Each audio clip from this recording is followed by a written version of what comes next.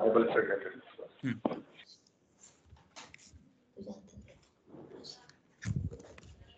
धन्यवाद धन्यवाद धन्यवाद. हे प्रभू परमेश्वरा, तुझ्या नावाला धन्यवाद देते माझ्या बाप्पा. ओ प्रभूजी, आमच्या जीवनामध्ये ही सुंदर संधी तू आमच्या जीवनात दिली बाप्पा, म्हणून तुझे उपकार मानते, तुझ्या नावाला धन्यवाद देते. प्रभू परमेश्वरा, इथून पुढचा सर्व वेळ तुझ्या हातामध्ये देते. प्रभू राजा, आम्ही खूप नशीबवान आहोत प्रभूजी. तुझं वचन वारंवार ऐकण्यासाठी तू आमच्या जीवनामध्ये संधी देतोस बाप्पा, म्हणून तुझे उपकार मानते, तुझ्या नावाला धन्यवाद देते. प्रभू राजा, तू पुढारी हो आणि बाप्पा गौरवच्या मुखातून तू बोल प्रभू राजा, आणि तो जो काय सांगेल बाप्पा ते आम्हाला समजण्यासाठी बुद्धी दे प्रभूजी.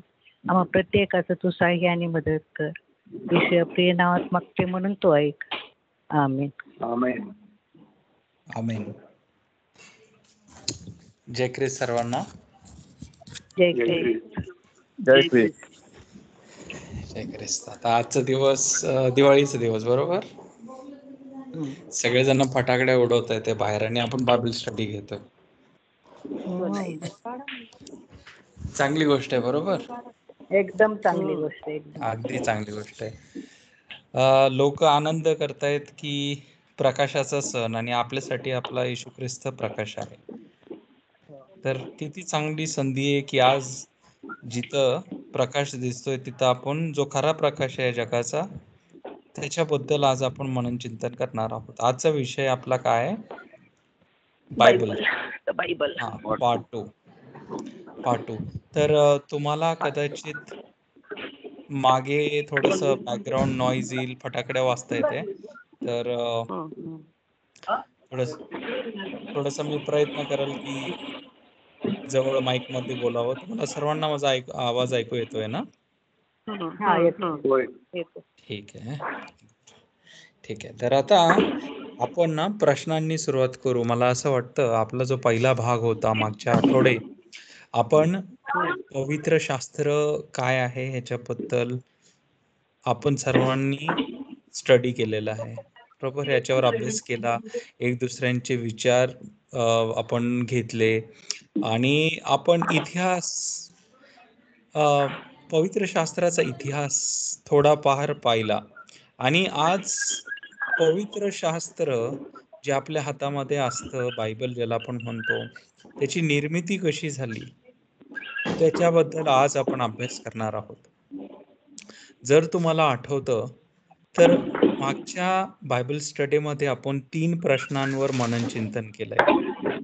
प्रथम म्हणजे की पवित्र शास्त्र म्हणजे काय, बरोबर. आपण मागच्या वेळेस दुसऱ्या प्रश्नावर सुद्धा मनन चिंतन केलं, ते म्हणजे की आपण पवित्र शास्त्र का वाचतो. पवित्र शास्त्र म्हणजे काय, पवित्र शास्त्र आपण का वाचतो. आणि तिसरा प्रश्न ज्याच्यावर आपण मनन चिंतन केलं ते म्हणजे पवित्र शास्त्र आपण कसे वाचले पाहिजे. आता ह्या तिन्ही प्रश्नांचं जे उत्तर होतं ते आपण मागच्या वेळेस पाहिलं. आजचा जो विषय आहे तो भाग दुसरा आहे, आणि आजच्या विषयासाठी जर आपल्याला चांगला संदर्भ हवा आहे तर थोडंसं आपल्याला मागच्या आठवड्याचं जे झालं त्याच्याबद्दल थोडंसं आपण रिव्हिजन घेऊया. तर प्रथम पवित्र शास्त्र म्हणजे काय, बरोबर. जसं आपण पाहिलं मागच्या वेळेस की परमेश्वर आपल्याशी पवित्र शास्त्राद्वारे बोलतो, आणि देवानी मानवजातीला 3 मार्गाने स्वतःला प्रगट केलेलं आहे. तर परमेश्वर आपल्या स्वतःच विषयी तो मानवतेला प्रगट करतो, दाखवून देतो, बरोबर. जसं आपण पाहिलं की आपल्या आजूबाजूला जे विश्व तयार केलेलं आहे, जे भौतिक विश्व तयार केलेलं आहे, त्याच्या माध्यमातून तो आपल्याकडे येतो आणि बोलतो, बरोबर.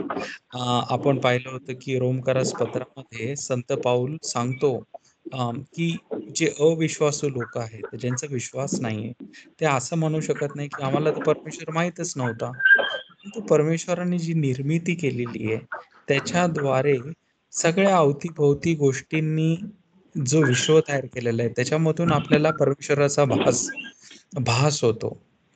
आणि म्हणून देवाने मानवजातीला त्या मार्गाने स्वतःला प्रगट केलंय. म्हणजे काय? विश्व तयार करून. बरोबर? नेचर आपण म्हणतो. आणि दुसरा विषय आपण काय पाहिला, की नैसर्गिक नैतिक गोष्ट करण्यास, राईट? खरं काय, वाईट काय, बरं काय, वाईट काय, ह्या गोष्टींची समज आपल्याला फक्त बायबल वाचून होती का? नाही. बायबल वाचण्याच्या अगोदर पण आपल्याला कळून येतं, की खोटं नाही बोललं पाहिजे. बरोबर? खून केला नाही पाहिजे. हे जे 10 आज्ञा आहेत, हे जणू काय नैसर्गिकरित्या आपल्या हृदयामध्ये परमेश्वरांनी टाकलेल्या आहेत. तर ह्याच्याद्वारे सुद्धा आपल्याला परमेश्वराचा अनुभव होतो आणि परमेश्वरांनी प्रगट केलेलं की तो आहे. आणि तिसरा सगळ्यात मोठा मार्ग जो परमेश्वरांनी दाखवला त्याच्या प्रगटीकरणाचा, तो म्हणजे कशाच्याद्वारे? बायबलच्या द्वारे. सार्वजनिक प्रकटीकरण ज्याला आपण म्हणतो. त्याच्याद्वारे परमेश्वरांनी सर्वांच्या समोर तो स्वतः कोण आहे त्याच्याबद्दल सांगितलं. जुना करार आणि नवीन करार ह्याच्याद्वारे सार्वजनिक प्रगटीकरण केलं परमेश्वरांनी. त्यावेळेस जुन्या करारामध्ये परमेश्वर कोण आहे, तो संदेष्टांशी बोलतो. तो त्याची इच्छा व त्याचं स्वरूप त्याच्याबद्दल आपल्याला सांगतो जुन्या करारामध्ये. परमेश्वराचं नाव काय आहे? परमेश्वराचं नाव काय आहे? ते सुद्धा त्यांनी प्रकट केलेलं आहे. बरोबर? देवाचं नाव काय आहे? कोण सांगेल का मला? जुन्या करारामध्ये काय आहे नाव त्याचं?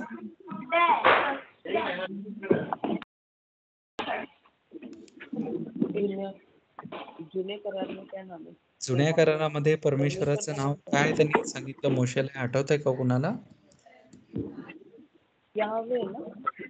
यावे. बरोबर? परमेश्वराने त्याचं नाव काय सांगितलं? यावे. मी आहे जो मी आहे. बरोबर? ते परमेश्वराचं नाव आहे. ज्या वेळेस मोशेने विचारलं की तुझं नाव काय आहे, त्यावेळेस परमेश्वर त्यांना काय सांगतो?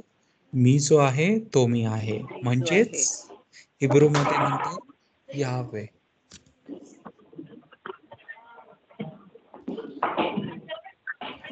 तर परमेश्वर आपल्याला स्वतःविषयी, त्याच्या स्वतःविषयी, त्याची इच्छा, त्याचं स्वरूप, त्याचं नाव आणि त्याच्या आज्ञा हे त्यांनी प्रगट केलेले आहेत वचनांद्वारे. आणि हे कसं केलंय? लपून छपून केलंय का? नाही. सार्वजनिक प्रगटीकरण. तर पवित्र शास्त्राद्वारे आपल्याला ह्या सगळ्या गोष्टी कळतात, की परमेश्वर कोण आहे, परमेश्वरांनी निर्मिती केलेली आहे, खरं काय वाईट काय हे आपल्याला कळतं आणि परमेश्वर आपल्याशी बोलतो. आता पवित्र शास्त्र पवित्र आत्म्याच्या प्रेरणेने लिहिलेले दैवी प्रकटीकरण आहे. बरोबर? पवित्र शास्त्र म्हणजे काय? पवित्र आत्म्याच्या प्रेरणेने लिहिलेले दैवी प्रकटीकरण. म्हणजेच होली स्पिरिट द्वारे आपल्याला पवित्र शास्त्र मिळालेलं आहे. आणि अजून एक गोष्ट परमेश्वराने केली, ती म्हणजे पवित्र परंपरा. ख्रिस्ताने खूपशा अशा गोष्टी केल्या ज्या आम्ही इथं लिहू शकत नाही. बरोबर? आपण योहान लिखित शुभवर्तमान पाहिलं मागच्या वेळेस. त्याच्या शेवटच्या अध्यायामधलं शेवटचं वचन, त्याच्यामध्ये आपण काय पाहतो? एक मिनिट, एक 2 मिनिटं हा, जस्ट 1 सेकंड.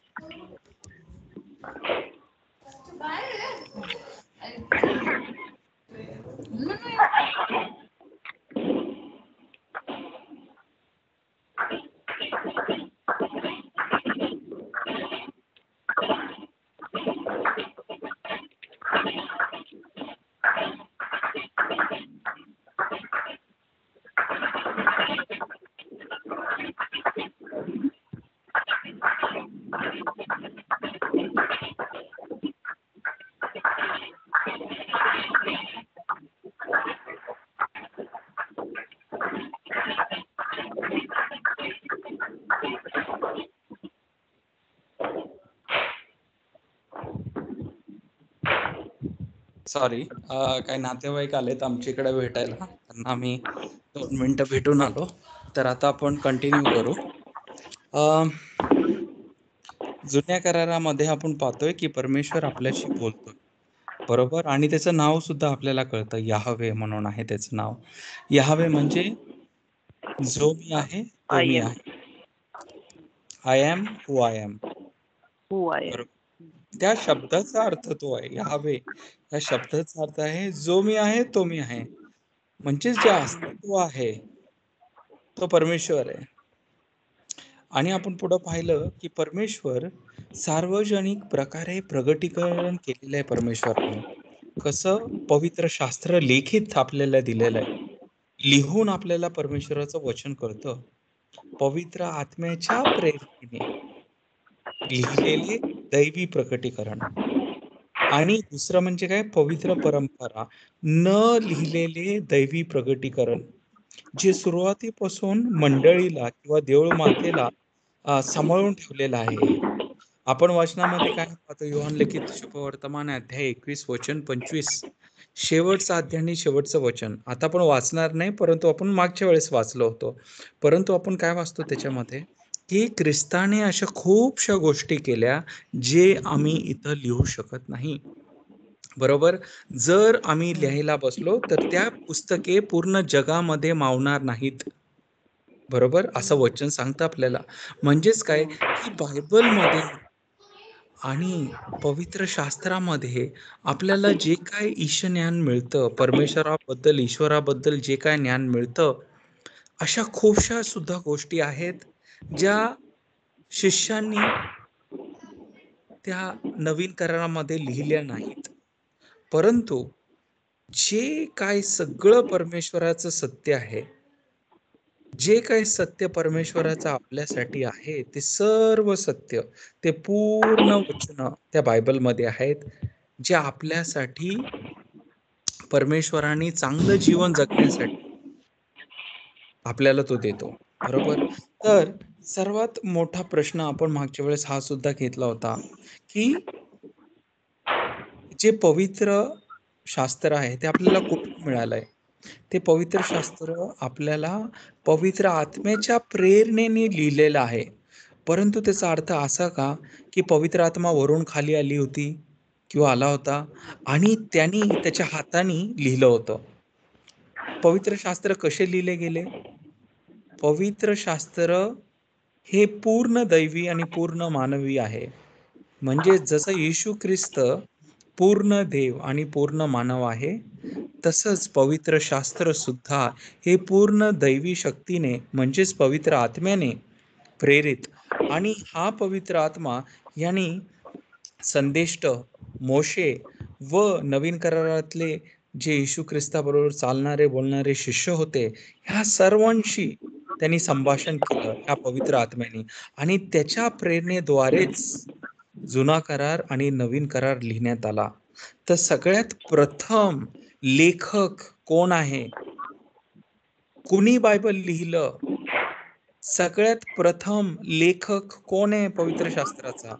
सर्वात प्रथम लेखक आहे पवित्र आत्मा. पवित्र आत्म्याने आपल्याला बायबल दिला आहे. परंतु प्रश्न दुसरा आहे, की पवित्र आत्म्याने कसं आपल्याला बायबल दिलं? वरून आलं का बायबल खाली हातामध्ये? कुणाकडून आलं? कसं आलं? त्याची रचना कशी झाली? मोशेचे पहिले 5 पुस्तके, त्याच्यानंतर संदेष्ट आले, दावीद आला, असे गोळा होत होत जुना करार बनत गेला. आणि मग ख्रिस्ताला ज्यांनी जुना करार त्याच्यामध्ये, त्याच्या दुःख सहनामध्ये, त्याच्या पुनरुत्थानामध्ये त्यांनी पूर्ण केला, आणि मग त्याच्याबद्दल शुभवर्तमान लिहिलं गेलं. तर बायबल आपण जे हातात घेतो, प्रभूचं वचन, हे वचन आपल्याला कुठून मिळालं? कसं बनलं? वरून आलं नाही बायबल आपल्या हातामध्ये, परंतु पवित्र आत्मा त्याचा लेखक आहे. त्या पवित्र आत्म्याने आपल्यासारखेच माणसं निवडले, आणि पवित्र आत्म्याच्या प्रेरणेने त्या माणसांनी बायबल लिहिलं. म्हणजेच काय, की ह्याचे 2 लेखक आहेत. एक लेखक कोण आहे? प्रथम लेखक पवित्र आत्मा आणि पवित्र दुसरं लेखक मानवी लेखक. मोशे मानव. म्हणा, संदेष्ट म्हणा, हम्म. दाविदाचे पॉल. स्तोत्र म्हणावं, डिसायपल्स म्हणावे, राइट? सो जसं आपण म्हणतो की येशू ख्रिस्त स्वतः हा नरहरी होता. येशू ख्रिस्त कोण होता? नरहरी.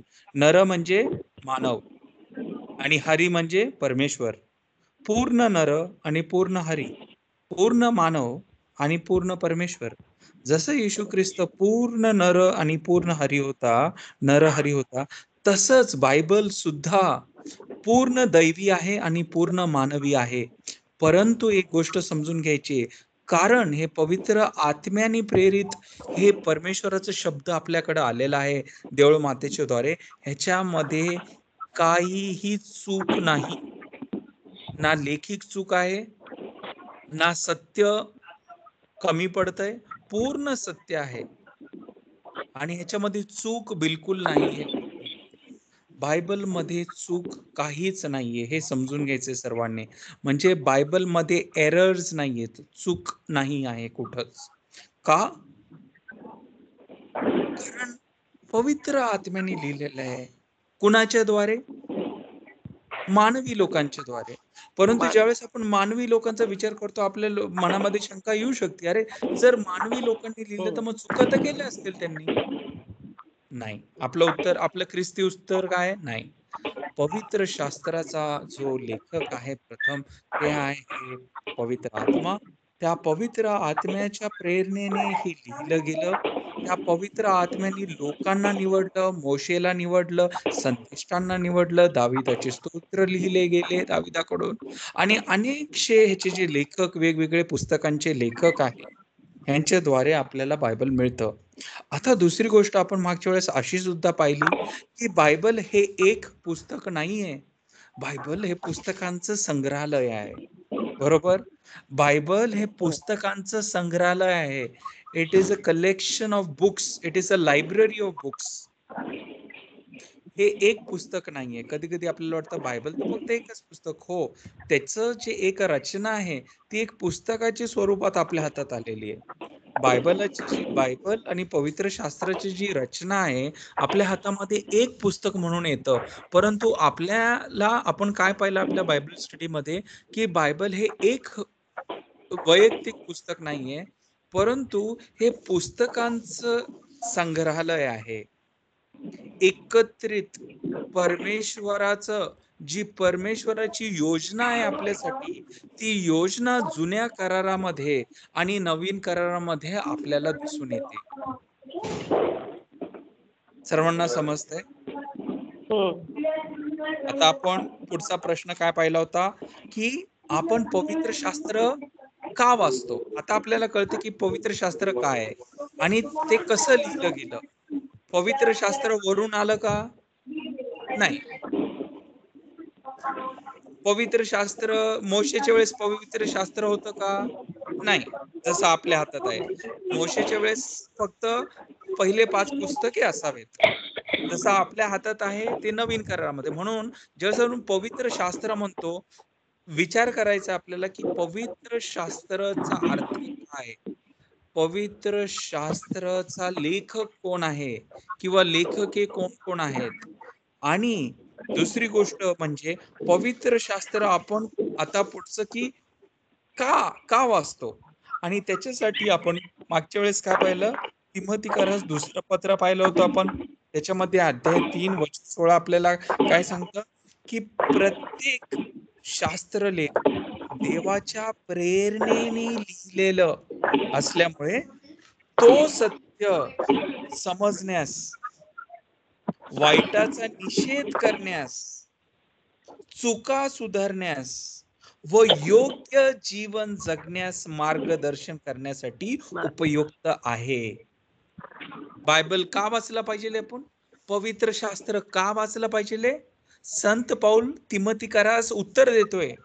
दुसऱ्या पत्रात अध्याय 3 वचन 16 आपण पाहिलं आपल्या बायबल स्टडीमध्ये, की प्रत्येक शास्त्रलेख देवाच्या प्रेरणेने लिहिलं असल्यामुळे तो सत्य समजण्यास, सत्य काय आहे हे समजण्यास आणि वाईटाचा निषेध करण्यास, आपल्या चुका सुधारण्यास व योग्य जीवन जगण्यास आपल्याला मार्गदर्शन करण्यास उपयुक्त आहे, यासाठी की देवाचा माणूस प्रवीण होऊन पूर्णपणे प्रत्येक चांगल्या कामासाठी सज्ज व्हावा.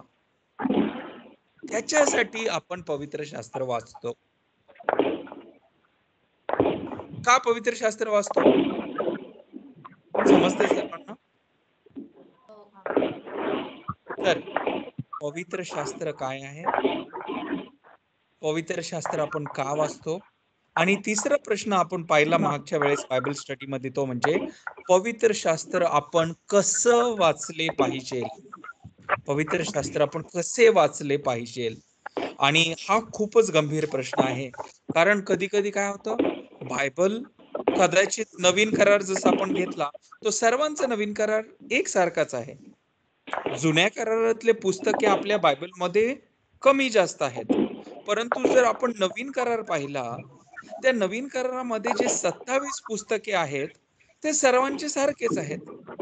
परंतु आपण प्रत्येक ख्रिस्ताचे जे वेगवेगळे विभागणे झालेले आहेत, आणि ही शोकांतिका आहे की परमेश्वराचे वेगवेगळे विभागणे झाले आहेत, आपल्या जे वेगवेगळ्या मंडळ्या तयार झालेल्या आहेत, ह्याच्यामध्ये आपले वेगवेगळे आपण अर्थ काढतो.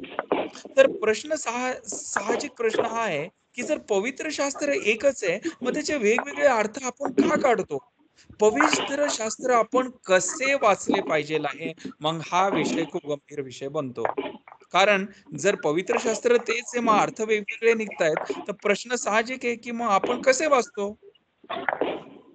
पवित्र शास्त्र चे वाचन आणि अर्थ त्याच आत्म्याच्या प्रकाशात लावले पाहिजे, ज्या आत्म्याद्वारे त्याला लिहिलं गेलं. पुन्हा एकदा, पवित्र शास्त्राचं वाचन आपण जे करतो आणि त्याचा जो अर्थ त्याच आत्म्याच्या प्रकाशात लाविले पाहिजे, ज्या आत्म्याद्वारे त्याला लिहिलं गेलं.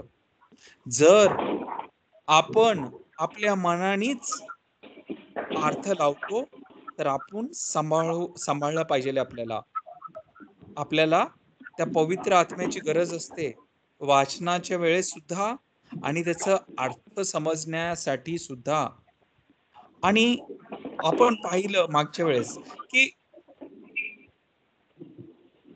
वचनाचा अर्थ जो असतो, त्याचे विशेष करून 2 अर्थ आपण काढू शकतो. प्रत्येक वचन बायबलमध्ये, प्रत्येक वचन ह्या 2 अर्थांमध्ये असतात. पहिला अर्थ ह्याला म्हणतात शाब्दिक अर्थ. प्रत्येक वचनाचा शाब्दिक अर्थ आहे. म्हणजे शाब्दिक अर्थ म्हणजे काय? जसं शब्द आहे आणि लेखकाने, जो लेखक आहे, लेखक कोण आहे? बायबलचा लेखक कोण आहे? पवित्र आत्मा आणि पवित्र आत्मा. पवित्र आत्मा आणि मानव, दोन्ही पण. हा, दोन्ही पण. ज्यावेळेस प्रश्न आपण हा विचारतो, त्यावेळेस दोन्ही उत्तर आले पाहिजे, एकच नाही. ज्यावेळेस आपण ख्रिस्त म्हणतो, ख्रिस्त कोण आहे? आपण फक्त असं म्हणतो का ख्रिस्त देव होता? आपण काय म्हणतो? ख्रिस्त नरहरी होता, देव आणि मानव दोन्ही होता. समजते सर्वांना? तसंच बायबलचा लेखक कोण आहे? पवित्र आत्मा आणि मानव. पवित्र आत्मा आणि मानव. बरोबर. तर ज्या वेळेस हे शाब्दिक अर्थ आपण काढतो, त्यावेळेस लेखकाची जी इच्छा आहे, जी पवित्र आत्म्याने प्रेरित त्या जो मानवी लेखक होता, त्या लेखकाची काय इच्छा होती, त्यावेळेचा समय काय होता, त्यावेळेचा संदर्भ काय होता, त्यावेळेचा काळ काय होता, ज्या वेळेस हे लिहिलं गेलं, तो जर अर्थ काढला तर त्याला म्हणतात शाब्दिक अर्थ, शब्दसह. सर्वांना समजतंय? त्याला म्हणतात शाब्दिक अर्थ, शब्दसह. बरोबर. आता ह्याचा अर्थ असा लावायचा, बरोबर. जे आपण बायबल स्टडी, ज्या वेळेस पण आपण बायबल वाचतो, परमेश्वराचं वचन, पवित्र आत्म्याच्या द्वारे त्याचा अर्थ काढायचा आहे. आणि त्याच प्रकारे, कारण मानव लेखक सुद्धा आहे, त्या मानवी लेखकाला त्याची इच्छा काय होती, कुठल्या संदर्भामध्ये लिहिलं गेलं, कुठल्या लोकांसाठी लिहिलं गेलं, त्यावेळेचा काळ काय होता, त्यावेळेचा संदर्भ काय होता, हे समजल्याशिवाय आपल्याला पवित्र वचनांचा अर्थ समजणार नाही. आता मी एक उदाहरण तुम्हाला देतो. ज्या वेळेस मी US मध्ये होतो, टेक्सास मध्ये, त्यावेळेस लोक म्हणायचे, अरे काल कुत्र आणि मांजरी वरून पडत होत्या. काय म्हणायचे? काल कुत्र आणि मांजरी वरून पडल्या. आता हे जे शब्द तुम्ही ऐकता, तुम्हाला काय वाटतं, याचा काय अर्थ असावा? तुम्हाला तुमचे मराठी जे भाषिक आहेत त्यांनी जर ऐकलं तर त्यांना काय वाटेल या शब्दांच्या द्वारे? तुम्हाला काय वाटतं ह्याचा अर्थ काय असावा? काल खूप कुत्रे आणि मांजरी पडल्या.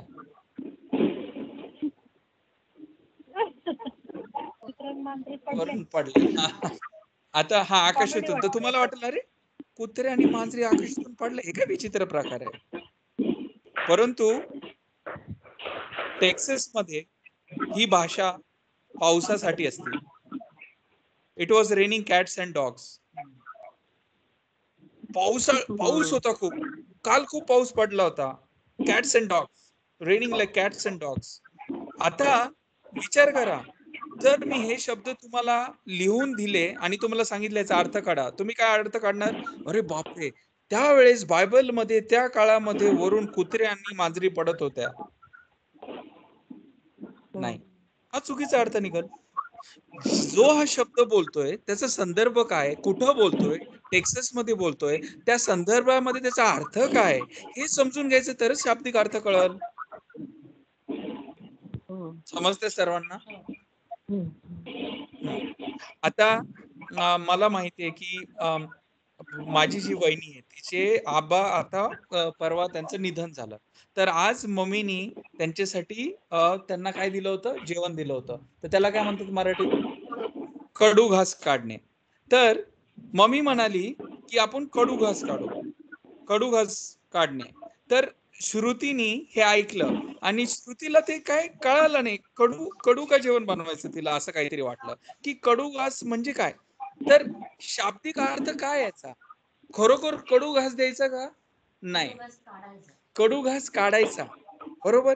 तर शाब्दिक अर्थ बायबलचा कसा काढला पाहिजे तुम्ही, की लेखक जो बोलतो, कुठल्या संदर्भात बोलतो, कुठली भाषा बोलतो, त्याचा अर्थ काय. जर जशीच्या तसं मी शब्द उचलले आणि त्या लेखकाची इच्छा काय होती, तो जो बोलतोय त्याला काय सांगायचं होतं, तो कुठल्या काळामध्ये बोलतो, कुठल्या संदर्भात बोलतो, जर मी हे बाजूला काढलं तर चुकीचा अर्थ निघल. सर्वांना समजतंय का? तर असा बायबलचा अर्थ काढायचा ज्यावेळेस आपण पवित्र शास्त्र वाचतो, ह्या अर्थाला म्हणतात शाब्दिक अर्थ. आता आपण बायबल स्टडी मध्ये हे सुद्धा पाहिलं की दुसरा सुद्धा अर्थ काढू शकतो आपण, आणि दुसरा म्हणजे आध्यात्मिक अर्थ. आध्यात्मिक अर्थ. आता मी तुम्हाला एक उदाहरण देईल. लाल तांबड समुद्र, काय आठवतंय तुम्हाला ज्यावेळेस मी हे शब्द तुम्हाला सांगतो? लाल तांबड समुद्र ओलांडून रेड सी, बरोबर, Partition of the crossing Red of the Sea red in the sea. Bible. हा, राईट, बरोबर. तुम्हाला आठवतंय ना, मोशेनी कसं मिसर देशातून यहुदी लोकांचा बचाव झाला, बरोबर. आणि काय झालं, ते समुद्र त्यांनी काय केलं, ओलांडून गेले ते, बरोबर. हा, तर हे ह्याचा आध्यात्मिक, या वचनाचा आध्यात्मिक अर्थ आहे का? लाल समुद्र ओलांडून हे केवळ ऐतिहासिक घटना नाही, परंतु ख्रिस्ताच्या विजय आणि बाप्तिस्म्याचं चिन्ह आहे. ख्रिस्ताच्या विजयाचं आणि बाप्तिस्मेचं चिन्ह आहे. जसं जुन्या करारामध्ये मोशेनी पाण्याच्या द्वारे त्या लोकांना जीवनदान मिळालं, तसंच नवीन करारामध्ये जो नवीन मोशे आहे, ज्याला आपण ख्रिस्त म्हणतो, तो सुद्धा आपल्याला त्या बाप्तिस्म्याच्या पाण्याने जीवनदान देतो. तर बघा मी कसा अर्थ लावला आता. हा जो अर्थ मी लावून तुम्हाला सांगतोय बायबल स्टडीज मध्ये, ह्याला म्हणतात आध्यात्मिक अर्थ, spiritual meaning. Spiritual meaning. Spiritual meaning. One is the literal meaning, शाब्दिक अर्थ, and the second is the spiritual meaning, म्हणजे आध्यात्मिक. तर बायबलचं जे वचन असतात आपल्याला जुन्या करारामध्ये, हे ख्रिस्ताकडे आपल्याला दाखवतात बोट.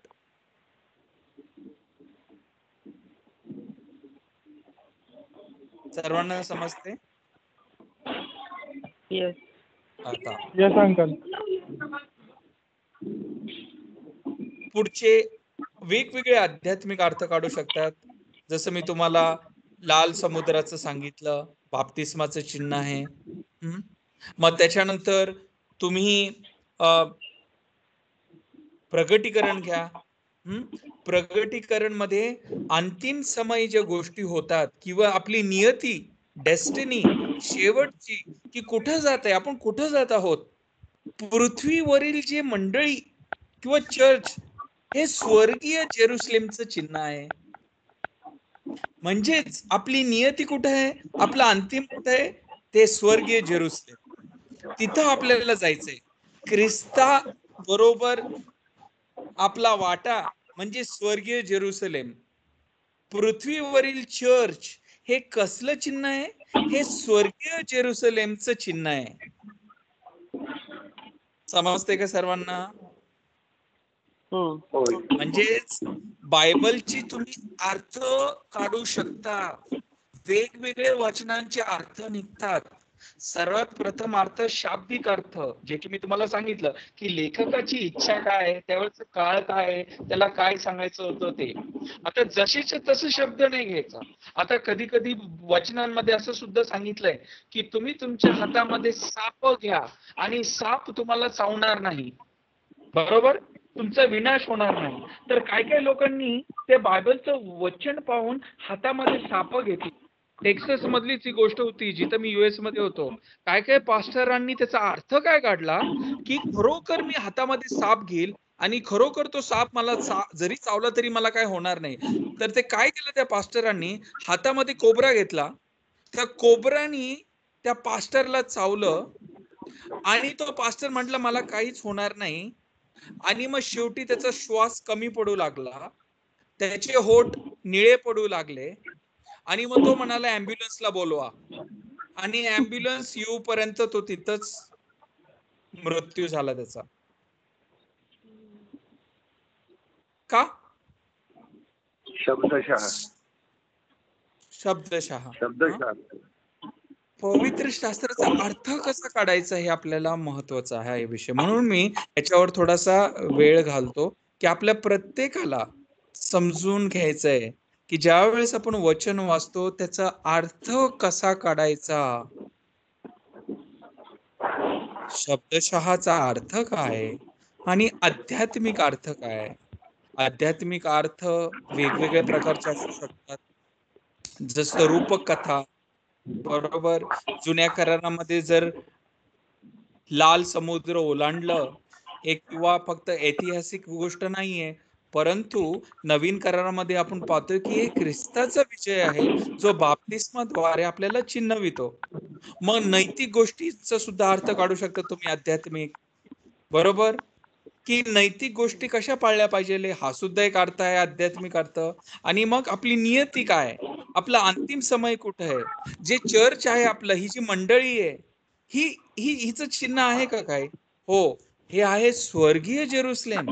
आपली जी पृथ्वीवरील चर्च आहे हे स्वर्गीय जेरुसलेमचं चिन्ह आहे, ही त्याची सावली आहे.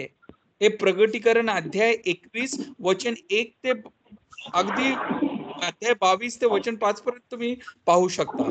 तर हे सुद्धा आपण मागच्या वेळेस बायबल स्टडी मध्ये पाहिलं. आता आजचा जो बायबल स्टडी आहे तो मागचं रिव्हिजन आहे आणि आज मी तुम्हाला काही नवीन गोष्टी सांगणार.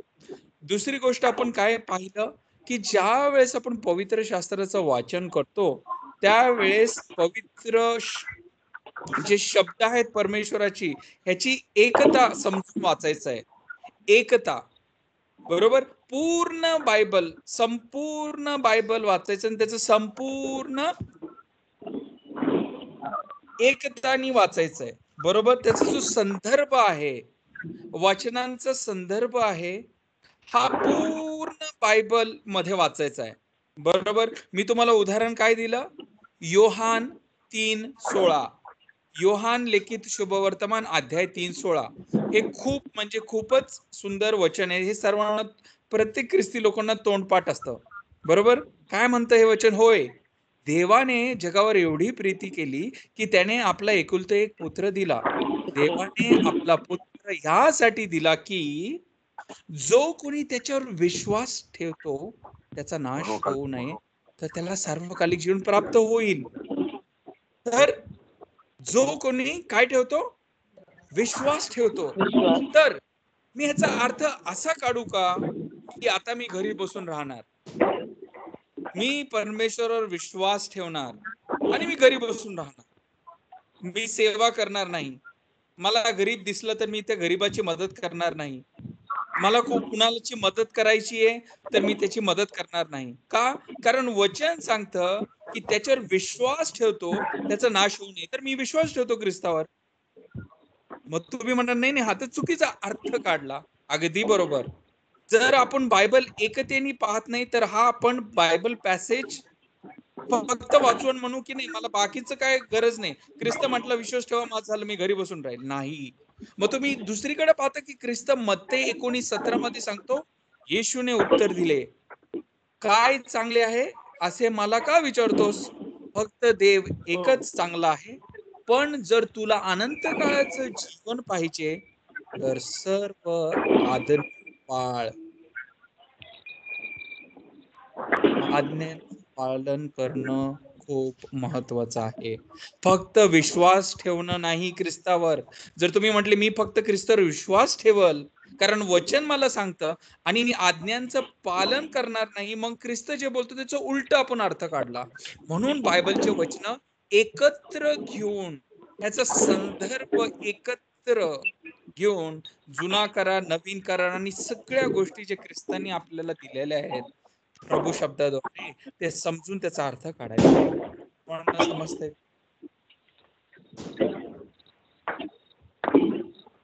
आता जर मी बायबल स्टडी मध्ये एका वचनाचा अर्थ काढला की प्रभू म्हणतो की मी दार आहे, मी तुमच्या जीवनाचं दार आहे, तर मी आता घरी बसून म्हटलो अरे याचा शाब्दिक अर्थ म्हणजे काय की ख्रिस्ताला दार आहे, ख्रिस्त दार आहे, याचा अर्थ तो लाकूड आहे. तर ख्रिस्त म्हणजे कोण झालं? लाकूड आहे. त्याला खुंटी असेल, त्याला कडी असेल, कारण तो म्हटलं की दार आहे, तर दार म्हणजे दार नाही, तसं नाही. त्याचा शाब्दिक अर्थ काय आहे? हे आध्यात्मिक प्रकारे तो बोलतोय.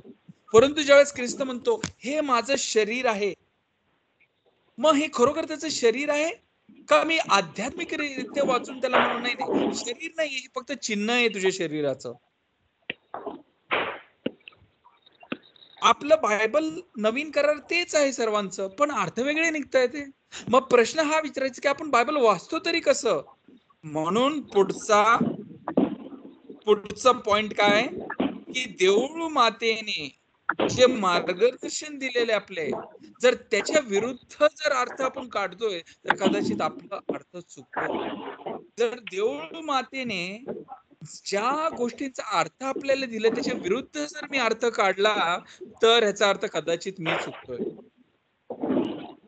त्या 12 शिष्यांचा जो विश्वास होता की ज्यावेळेस प्रभू येशू ख्रिस्तांना हातामध्ये भाकर घेतली, प्रभूचे आभार मानले आणि तो म्हणाला हे माझं शरीर आहे.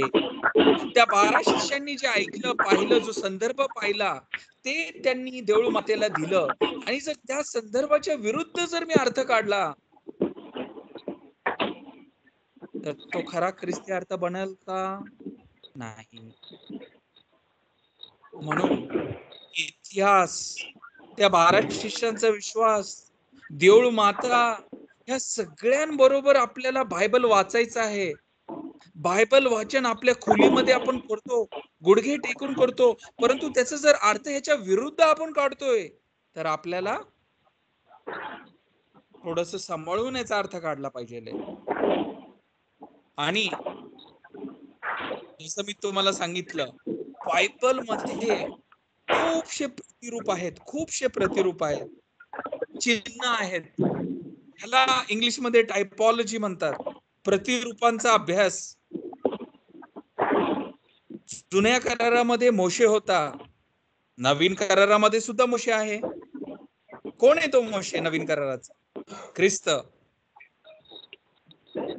जुन्या करारामध्ये त्या समुद्रातून त्यांना जीवन मिळालं, नवीन करारामध्ये सुद्धा त्या पाण्याने जीवन मिळतं. प्रतिरूप, चिन्ह. रोमकरास पत्र संत पौल पाठवतो आणि 5वा अध्याय 14व्या वचनामध्ये तो म्हणतो, संत पौल म्हणतो, परंतु मरणाने आदमाच्या काळापासून ते मोशेच्या काळापर्यंत राज्य केले. ज्यांनी पाप केले नाही त्यांच्यावर सुद्धा मरणाने राज्य केले. देवाची आज्ञा न मानून आदमाने पाप केले म्हणून तो मेला. आदम ख्रिस्त जो येणार होता त्याचे प्रतिरूप आहे. म्हणजेच काय सांगतो संत पौल आपल्याला? तो हे शिकवतो की प्रतिरूप काय, प्रतिरूपाचा अभ्यास संत पौलचा होता. संत पौलला टायपॉलॉजी काय होती हे चांगलं माहिती होतं, की प्रतिरूप आहे आदम आणि ख्रिस्त.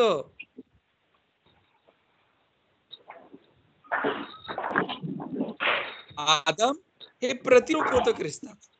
समजते का सर्वांना? तर पुन्हा एकदा पहा, आजचा विषय आपला खूप गंभीर आहे. हा जो विषय आहे ना, पवित्र शास्त्र कसं वाचलं पाहिजे, पवित्र शास्त्राचा अर्थ काय, पवित्र शास्त्र का वाचलं पाहिजे, ह्या गोष्टी आपल्याला बायबल स्टडीज मध्ये जास्त ऐकायला मिळत नाही. आवाज नाही आ रहा. फटाके. बरोबर, की आपण बायबल कसं वाचलं पाहिजे, ह्या बायबल स्टडीज मध्ये कधी कधी आपल्याला ऐकायला मिळत नाही. तर प्रभूला आपण धन्यवाद मानायचा की आजचा जो विषय आपल्याला परमेश्वराने दिलाय हा गंभीररित्या आपण घ्यायचा आहे, की बायबल कसं वाचलं पाहिजे. आता आपल्या बायबल स्टडीला थोडा वेळ झालेला आहे आज, तर आज भाग दुसरा ह्याच्यावर मला थोडी भर टाकायची, ते म्हणजे की पवित्र शास्त्राची रचना कशी झाली. आपल्या हातामध्ये जे पवित्र शास्त्र आहे हे वरून आलं का? नाही. बरोबर, मानवांनी, बट कुणाच्या प्रेरणेने? त्या पवित्र आत्म्याची. कोण असं नाही, हो संत पौल असं नाही म्हणाला की आता मी काहीतरी पत्र लिहिणार आहेत आणि मी पवित्र शास्त्र लिहितोय. नाही, त्या पवित्र आत्म्याने त्याच्या प्रेरणेने संत पौलांनी जे पत्र लिहिले तो प्रभू शब्द बनून आपल्या हाती येतो. तर प्रश्न आता मला तुम्हाला हा करायचा आहे. आता हा जो प्रश्न आहे हा ऐतिहासिक प्रश्न आहे. It's a historical question. हा इतिहासाचा प्रश्न आहे की बायबलची रचना कशी झाली. बायबल आपल्या हातामध्ये जे आज आहे ह्याची रचना कशी झाली. बायबल म्हणजे काय? पुस्तकांचं संग्रहालय, बिब्लियॉन, पेपर स्क्रॉल, कागदी किंवा समरपात्र ज्याला म्हणतो आपण ना, स्क्रॉल, बरोबर, चांबड्यांनी बनवलेलं एकत्र गुंडाळून केलेलं एक जणू काय लायब्ररी, ह्याला म्हणतात बायबल. बरोबर. तर माझा प्रश्न आहे की जुन्या करारामध्ये मोशेनी पहिले 5 पुस्तकं लिहिले, बरोबर, हा विश्वास आहे आपला.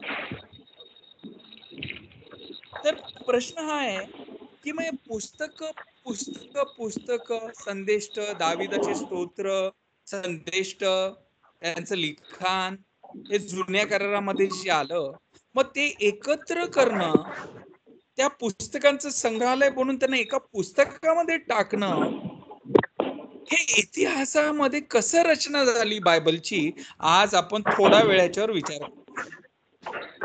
फक्त बायबल आपल्या हातात आलं, कुठून आलं ह्याच्यावर विचार करायचा आहे. बायबल मध्ये किती पुस्तक आहेत, कुठून आले, कसे बनले, थोडासा अभ्यास आज आपण करायचा याच्यावर.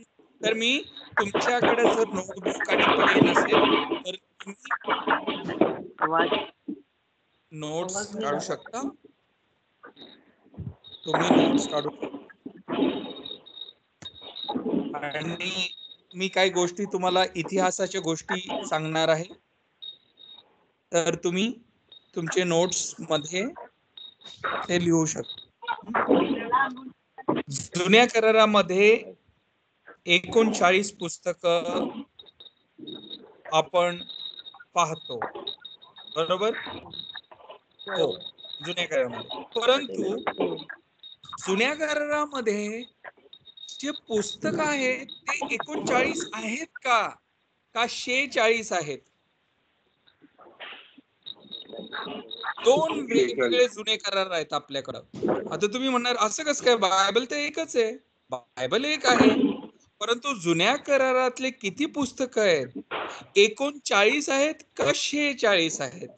जर तुम्ही येशू ख्रिस्ताच्या काळामध्ये गेले आणि हा प्रश्न टाकला येशू ख्रिस्ताला आणि शिष्यांना की तुम्ही जे बायबल वाचन करता त्या बायबल मध्ये किती पुस्तक आहेत?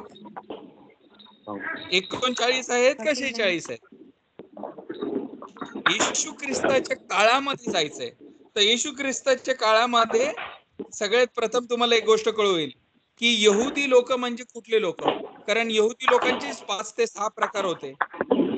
यहुदी लोकांचे 5 ते 6 प्रकार होते.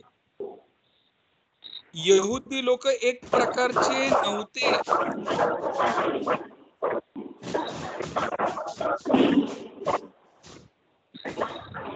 सदुकी, तुम्ही नाव ऐकलं का सदुकी? सदुकी लोकांचं बायबल काय होतं माहिती का तुम्हाला? फक्त 5 पुस्तके. सदुकींचं जे बायबल होतं ते फक्त मोशेचे पहिले 5 पुस्तके. आता तुम्ही शमरोनी लोकांचे विषय ऐकले का? सॅमॅरिटन्स, त्यांचं बायबल कसं होतं?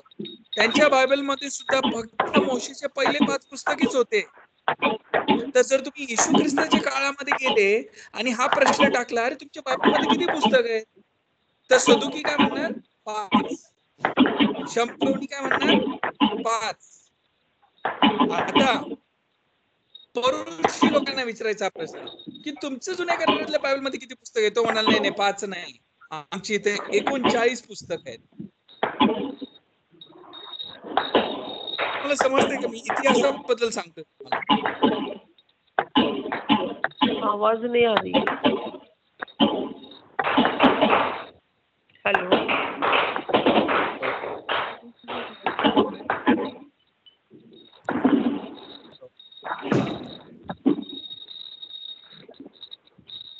आवाज येतो तुम्हाला? आणि हेलो. Hello hello.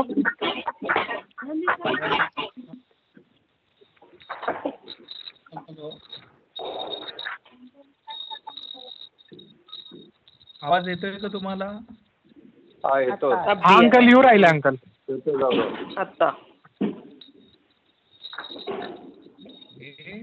तर तुम्ही शेवटी काय ऐकलं? मी काय सांगत होतो? समरोनी.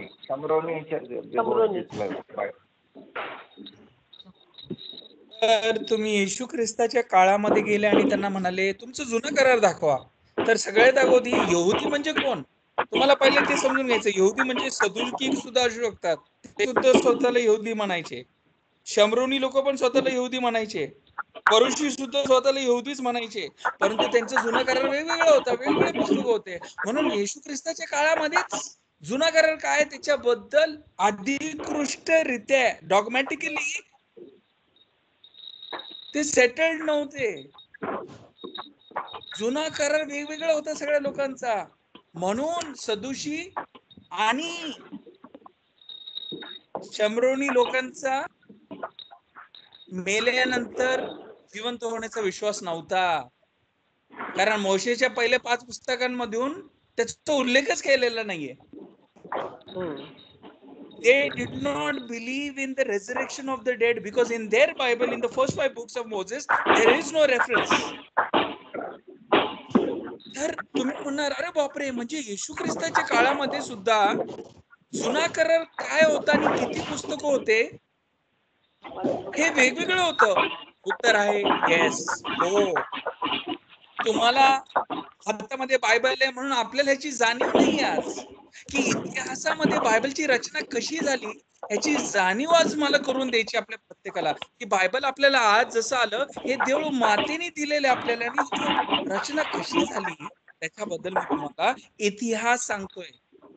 समजते का सर्वांना?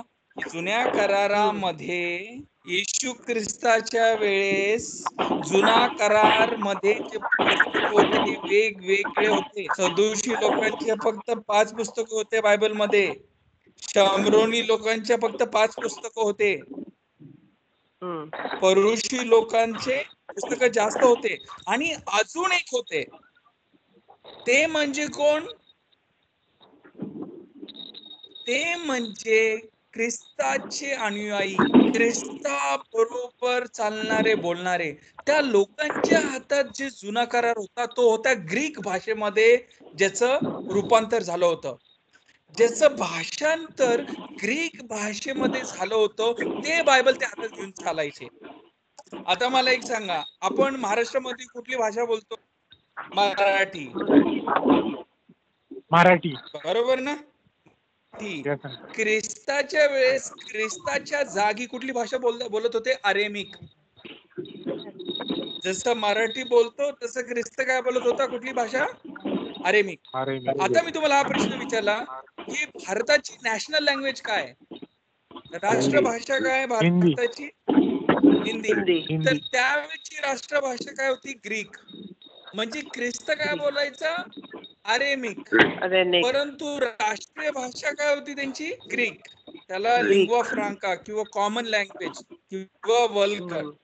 वल्गर म्हणजे ते इंग्रजीचा शब्द वल्गर नाही, वल्गर म्हणजे वल्गेट, कॉमन लँग्वेज. त्यावेळची सर्वसामान्य भाषा ती म्हणजे ग्रीक होती.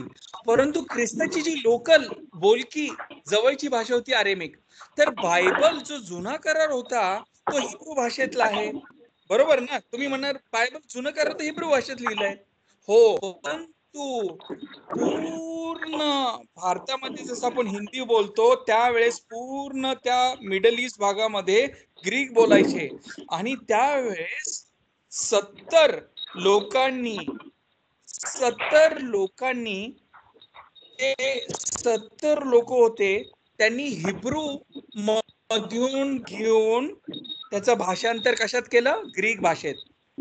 समजते का?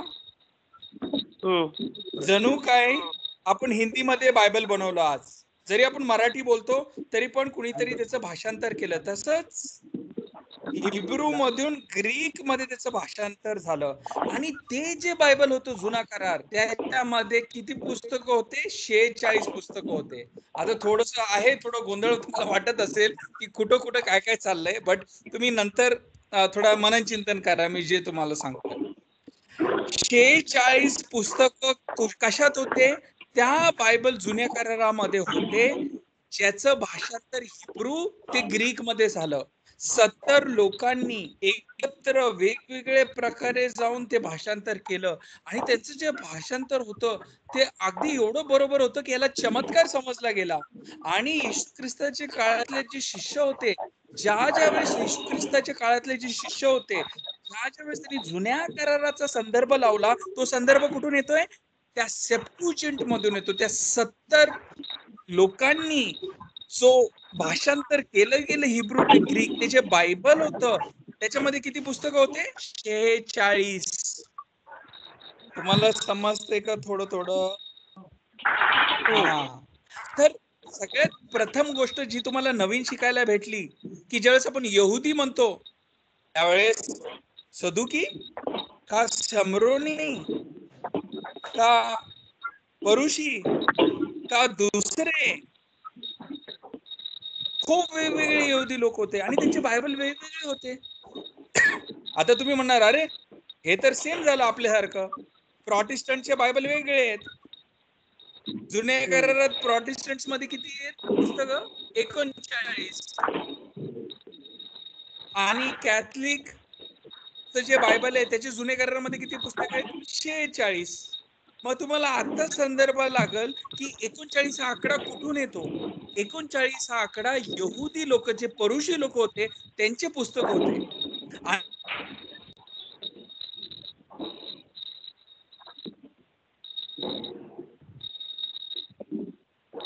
Hello hello hello hello hello cut हो गया, जब दूसरा था आवाज आ रहा। नाही wait wait wait is coming on the line weight.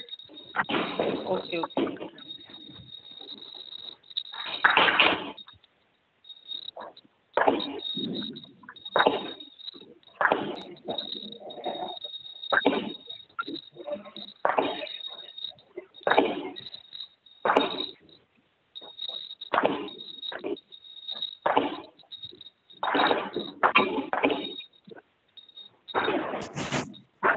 माझा आवाज आता ऐकू येतो का? हा आता आला. क्लियर नहीं है, मस्त आवाज है बैकग्राउंड।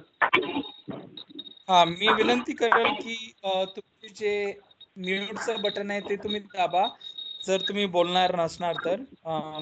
ज्यावेळेस तुम्हाला उत्तर द्यायचं असेल त्यावेळेस तुम्ही परत ते बटन दाबू शकता. सर आमचं म्यूटच बटन दाबलेलं आहे sir. Good good very good. ठीक आहे. तर माझं कनेक्शनचं इथं आज थोडा प्रॉब्लेम आला, पण आता माझा आवाज येतोय का सर्वांना व्यवस्थित? येतोय।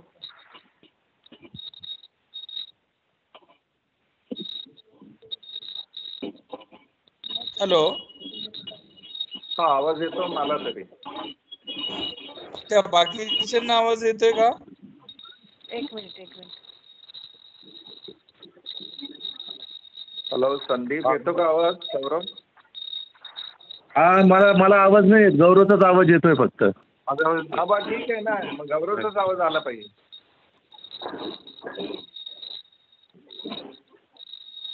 Hello hello hello mister Menon can माझा यू हिअर आवाज येतोय गौरव? राईट? आय कांट हिअर गौरव. अच्छा माझा आवाज येत नाहीये का? नाही मला येतो, संदीपला येतोय. अच्छा मिस्टर बाकीच्यांना येत मेनन नाहीये कॅन यू का? Here Gaurav voice? हे आवाज येतो का ऐकू? ठीक आहे चालेल. तर बरं ठीक आहे. थोडस आज मला सुद्धा फटाकडे गोंधळ जरा जास्त होतोय, तर ठीक आहे काय हरकत नाही. अडचणीत आपण तरी पण आपला बायबल स्टडी कंटिन्यू करू, काय हरकत नाही. तर तुम्हाला शेवटी हो बरोबर, सैतान आपल्या अगेन्स्ट आहे तर बरोबर आहे. तर मला एक सांगा तुम्ही की तुम्हाला शेवटी काय ऐकू आलं? 46 आणि 39 बायबल मधलं.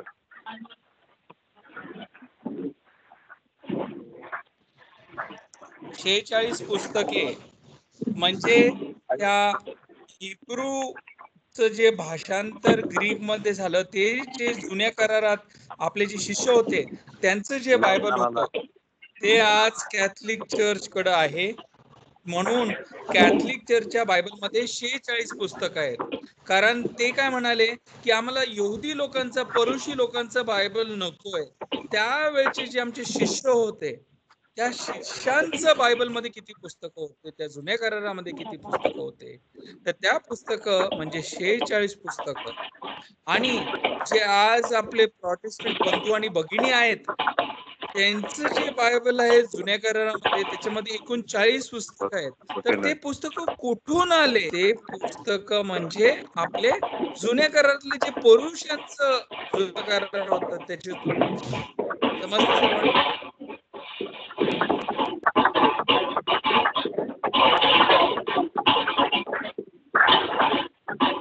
ठीक आहे. तर आता करेल की तुमच्या फोनवरून तुम्ही म्यूटचं बटन दाबा आणि मग जर तुम्हाला उत्तर द्यायचं असेल तर अंकल सुनने को नहीं आ रहा है ठीक। म्यूट का बटन दबा दीजिए. तुम्ही तुमच्या फोन मधून म्यूटचा बटन दाबा आणि मग मी तरी आवाज आहे. Hello, no voice. ठीक आहे. हॅलो. ठीक आहे. तर हॅलो. हाँ तो हाँ आ रहा है अभी. हाँ हाँ तर आपण पुढं निघूया. तर जसं मी सांगतो, जुन्या करारामध्ये ख्रिस्ताच्या वेळेस सुद्धा जुना करार काय होता ह्याच्यावर प्रश्नचिन्ह होता. तुमच्या हातात जे जुना करार आहे असा विचार नका करू की ख्रिस्ताच्या वेळेस तेच जुना करार होता. वेगवेगळ्या सदुशी, परुषी आणि शमरोनी ह्या वेगवेगळ्या लोकांचं बायबल वेगवेगळं होतं. तर आता तुम्ही पुढचा प्रश्न करणार, मग आपल्या हातात जे आज बायबल आलं हे कुणी डिसाईड केलं की एवढेच पुस्तक हवेत? देऊळ मातेने केलं. हे देऊळ मातेने आपल्याला दिलं. वेगवेगळ्या परिषद घडले, जसं मी तुम्हाला सांगितलं, वेगवेगळ्या परिषद घडले गेले. 367 मध्ये संत अथेनिशियस संत होते, खूप मोठे. त्यांनी 73 पुस्तकांचं मांडणी केली. 73 म्हणजे 46 जुन्या करारातले पुस्तकं आणि 27 नवीन करारातले. आता समजून घ्यायचंय की आपण एवढे ख्रिस्ती लोक आहोत, प्रॉटेस्टंट असून द्या किंवा कॅथलिक असून द्या, आपल्या नवीन करारामध्ये 27च पुस्तकं आहेत. परंतु आपलं जे जुनं करार आहे हे वेगवेगळं आहे.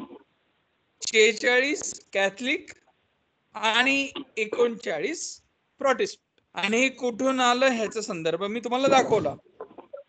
कॅथलिक चर्चचे जे 46 पुस्तक आहेत जुन्या कराराचे, ते पुस्तक घेतलेले आहेत.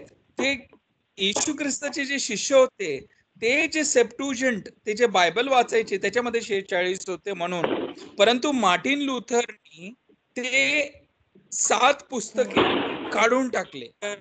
कधी कधी मार्टिन लुथरला असं वाटलं की त्याच्यामधल्या काही गोष्टी ज्या शिकवलेल्या गेल्या, जसं मेलेल्या लोकांसाठी प्रार्थना करणं मकाबीमध्ये, ते त्याला कदाचित आवडलं नसेल, म्हणून त्यांनी त्या जुन्या करारामधले ते पुस्तके काढून टाकले. म्हणून प्रोटेस्टंटचं जे बायबल आहे त्याच्यामध्ये 7 पुस्तकं कमी आहेत आणि कॅथलिक चर्चचं जे बायबल आहे त्याच्यामध्ये 7 पुस्तकं अधिक आहेत. असं.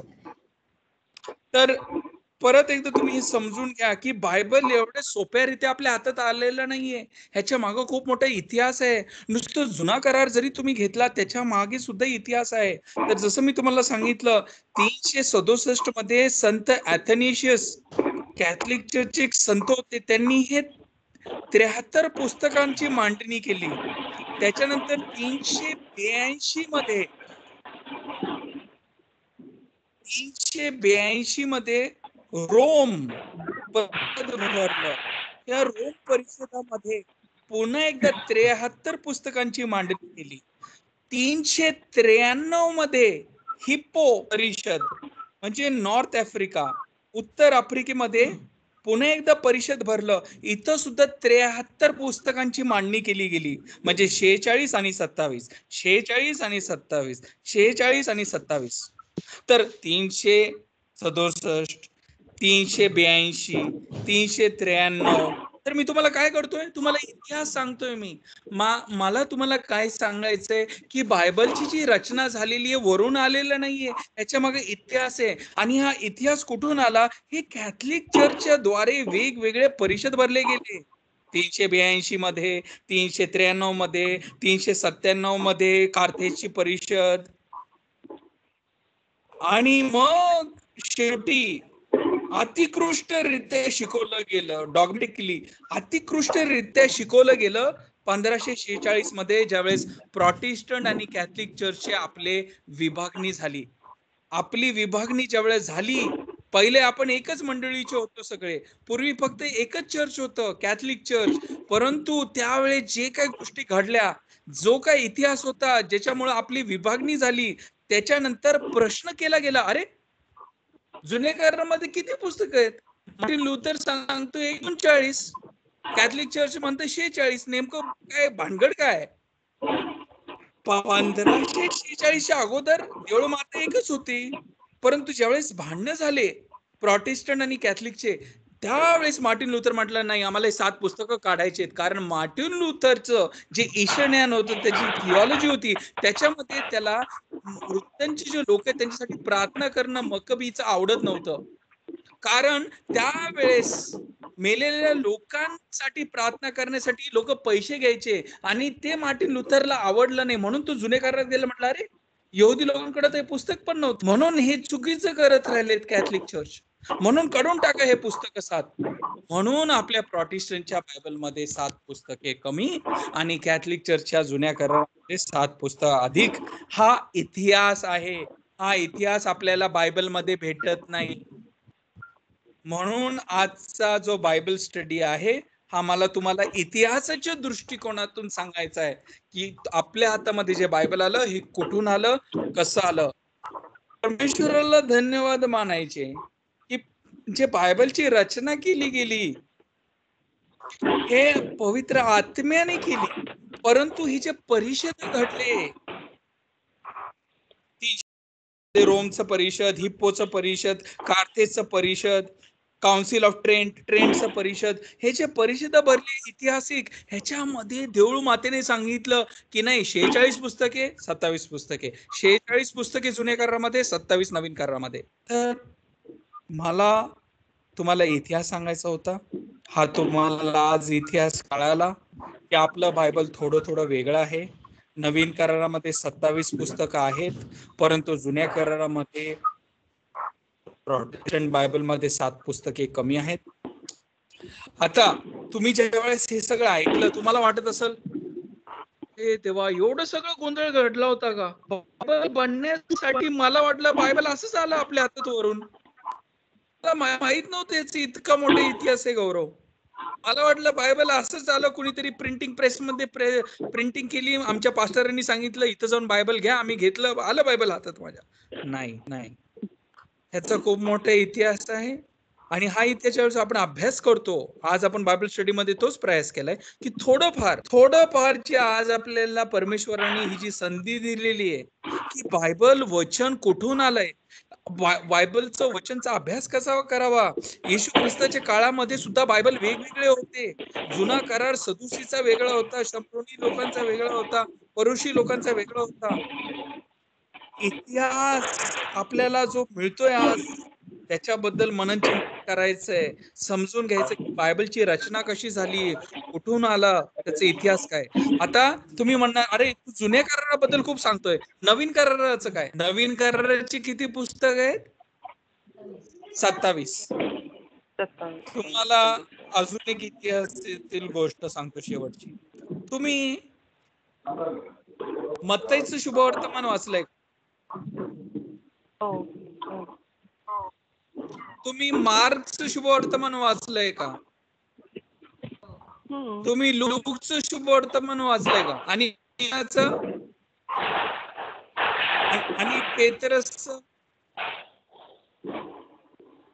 पेत्रसचं शुभवर्तमानच नाहीये. थोमाचं शुभवर्तमान वाचलंय का तुम्ही? थोमाचं शुभवर्तमानच नाहीये. परंतु त्यावेळेस हे शुभवर्तमान होते. काय ख्रिस्ती लोक म्हणत होते अरे हे बायबल आहे. म्हणजेच काय, फक्त जुन्या करारातले पुस्तकं वेगळे नव्हते, नवीन करारामध्ये सुद्धा वेगवेगळे शुभवर्तमान काय ख्रिस्ती लोकांच्या हातात होते. आपल्या हातात जे बायबल आलेलं आहे हे बनण्यासाठी वेळ लागला. कुठलं शुभवर्तमान आहे खरं, कुठलं शुभवर्तमान लपलेलं किंवा ज्याच्यावर विश्वास नाही, तर हे समजण्यासाठी ही शक्ती कुणाला दिली गेली आणि कुणी दिली? ही शक्ती दिली त्या पवित्र आत्म्याने त्या चर्चला, त्या मंडळीला सांगण्यासाठी, त्या कॅथलिक चर्चला सांगण्यासाठी की जे नवीन करारातले 27 पुस्तक आहेत ह्याच्यामध्ये फक्त 4 शुभवर्तमान आहे. मत्तई, मार्क, लूक, योहान. थोमाचं शुभवर्तमान नाही, पेत्रचं शुभवर्तमान नाही. तर तुम्ही म्हणणार अरे पण तू थोमाचं शुभवर्तमान का उच्चार काढला? जोक करत होता का गौरव तू? नाही, मी जोक नव्हतो करत. खरोखर त्यावेळेस थोमाचं शुभवर्तमान होतं. अरे मग आपल्या बाबलमध्ये थोमाचं शुभवर्तमान का नाहीये गौरव?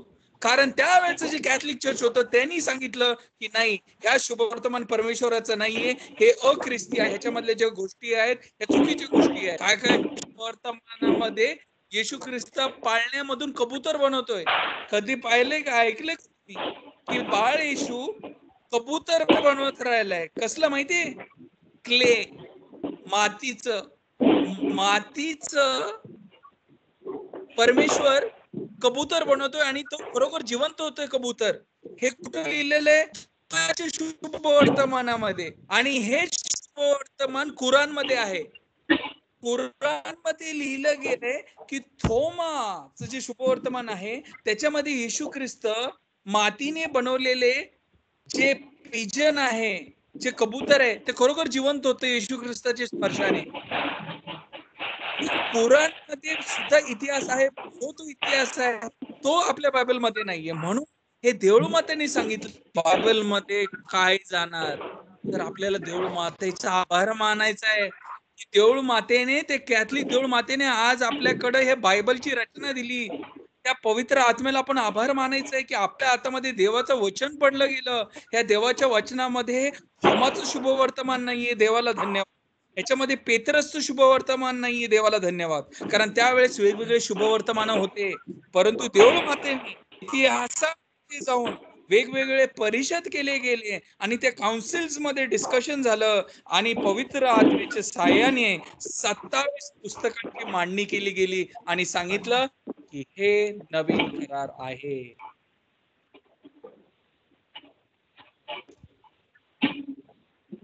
कळतंय? मग आता तुमच्या मनामध्ये एक प्रश्न आला असेल, अरे ह्याचा अर्थ बायबल चर्च कडून आलं?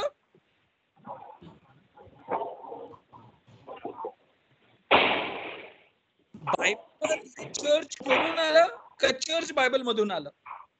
थोडा प्रश्नावर विचार करा. बायबल हे चर्च कडून आलं गेलं का बायबल मधून चर्च आलं? बायबलच्या अगोदर चर्च होतं का चर्च बायबल नंतर आलं? चर्च मंडळी बायबलच्या अगोदर होती. बायबलचे पुस्तक, पवित्र शास्त्राचे पुस्तक एकत्र येण्याच्या अगोदर मंडळी होती. आणि हे कोण सांगतंय? गौरव पाटोळे नाही, बायबल स्वतः सांगतं.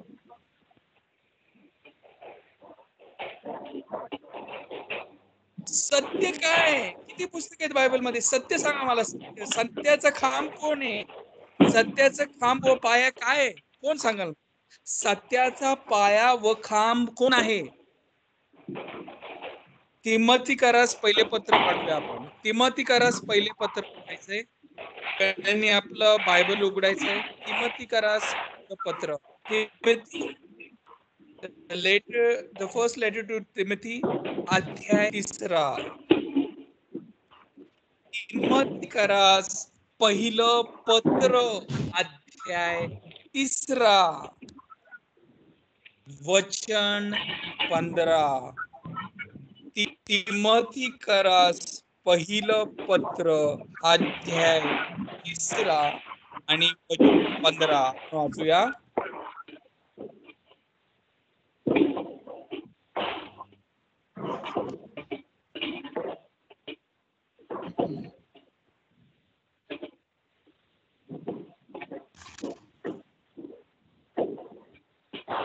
कुणाला मिळालं ते वाचू शकतात. 1 Timothy chapter 3 verse 15.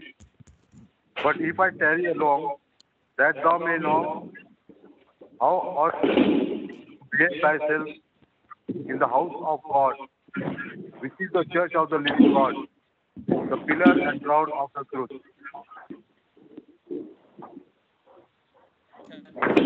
मराठीत पाहूया आपण. तरी पण मला उशीर लागल्यास सत्याचा स्तंभ व पाया अशी जी जिवंत देवाची मंडळी आहे तिच्यात म्हणजे देवाच्या घरात कसे वागले पाहिजे हे तुला समजावे. हा, संत पाऊल तिमोथीकरास पत्रात काय सांगतो की सत्याचा खांब व पाया कोण आहे? बायबल. बरोबर.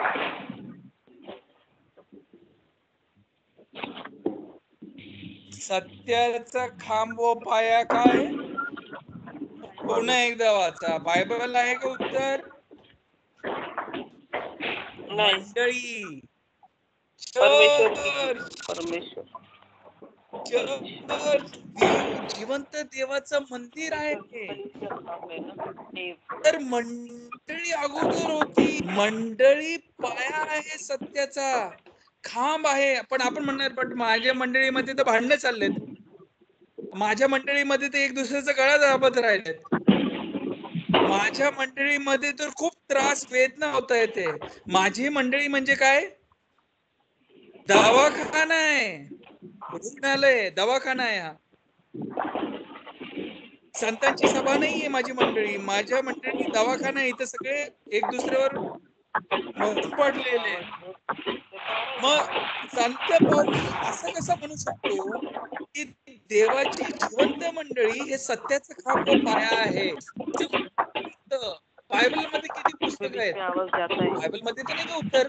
मग मला त्या जिवंत मंडळीकडे जावं लागल, त्या सत्याच्या खांबाकडे जावं लागल, त्या पायाकडे जावं लागल समजण्यासाठी, त्या देव मातेकडे मला जावं लागल समजण्यासाठी की बायबल मध्ये किती पुस्तक आहेत. हे बायबल स्वतः सांगतं, संत पाऊल सांगतो. मला जर उशीर झाला, जर मी नसेल, देवाच्या घरात कसं वागायला पाहिजे? देवाची जी जिवंत मंडळी आहे ती म्हणजे काय? सत्याचा खांब व पाया. सर्वांना समजते? कधी कधी आपण काय करतो, बायबल आहे सत्याचं खांब व पाया. हो, ते पण बरोबर आहे, त्याच्यामध्ये काहीही संकोच नाही. बायबल पवित्र शास्त्र सत्याचं खांब व पाया आहे. परंतु बायबलचीच रचना कशी झाली हे तर बायबल मध्ये नाहीये. मग बायबल मध्ये किती पुस्तकं ठेवायचे, किती नाही, हे सत्याचं खांब सांगाल आपल्याला. आणि ते म्हणजे मंडळी, ख्रिस्ताची मंडळी. म्हणजे ख्रिस्ताची मंडळी बायबलच्या अगोदर होती. ख्रिस्ताची मंडळी म्हणेल नवीन करारात 27 आहे, तर तसेच म्हणे जुन्या करारामध्ये 46 आहे, तर तसेच हो. मी मंडळीच्या विरोधात जाऊ शकत नाही, कारण मंडळी सत्याचा खांब व पाया आहे, असं संत पाऊल तिमोथीकरास. सर्वांना समजते? मग आज जे पवित्र शास्त्र जे बायबल आहे, ही देणगी आपल्याला परमेश्वराने त्या पवित्र आत्म्याने दिलेली आहे. पण कुणाच्या द्वारे? Catholic church. परमेश्वराला आपण आभार मानायचे की आपल्याला हे बायबल आज दिलेले इतिहासामधून एवढ्या वर खाली गोष्टी झाल्या, एवढे गोंधळ होते. ख्रिस्ताच्या वेळेस सुद्धा जुन्या करारामध्ये किती पुस्तक होते ह्याच्याबद्दल गोंधळ होता. नवीन करारामध्ये वेगवेगळे शुभवर्तमान होते. परमेश्वराला धन्यवाद, कॅथलिक चर्चला धन्यवाद की त्यांच्याद्वारे, त्या मंडळीच्या द्वारे आज आपल्याकडे सत्याचं खांब म्हणून उभे आहेत. पवित्र शास्त्राचा अभ्यास हा पवित्र ईश्वर ज्ञानाचा आत्मा आहे, असं चर्च शिकवते. मंडळी काय शिकवती की पवित्र शास्त्राचा तुम्ही जो अभ्यास करताय, तुम्ही जो बायबल स्टडी करताय, हा पवित्र ईश्वर ज्ञानाचा आत्मा आहे. It is the soul of secret theology. हे चर्च शिकवण आहे. म्हणून आपण परमेश्वराला धन्यवाद मानतो की आज आपल्याला हा 1 तास त्यांनी की बायबल विषय आपण आजूबाजूला वेगवेगळे आवाज ऐकतोय, प्रकाश पाहतोय, परंतु आपल्यासाठी जो खरा जीवनाचा प्रकाश आहे तो म्हणजे येशू ख्रिस्त. त्याच्याबद्दल आज आपण बोलतोय. किती आनंदाची गोष्ट आहे. ते येशू ख्रिस्ताने जे आपल्याला बायबल आज दिलं, ते बायबल कसं वाचलं पाहिजे, त्याचा अर्थ काय, ते आज आपल्याला थोडं थोडं कळालं. परमेश्वराचं धन्यवाद. पवित्र शास्त्राचा जो अभ्यास आपण करतोय, हा पवित्र ईश्वर ज्ञानाचा आत्मा आहे. हे आपली चर्चची शिकवण आहे. म्हणून चर्च आपल्याला, मंडळी आपल्याला काय सांगते की घरी बायबल वाचा, बायबल वाचा. आमच्या स्वतःच्या घरामध्ये जी मम्मी आहे, हिचं प्रोटेस्टंट बॅकग्राऊंड आहे, तिचा बायबलचा अभ्यास एवढा तगडा आहे, आणि माझे जे वडील आहेत त्यांचं पवित्र परंपरावर खूप चांगला अभ्यास आहे.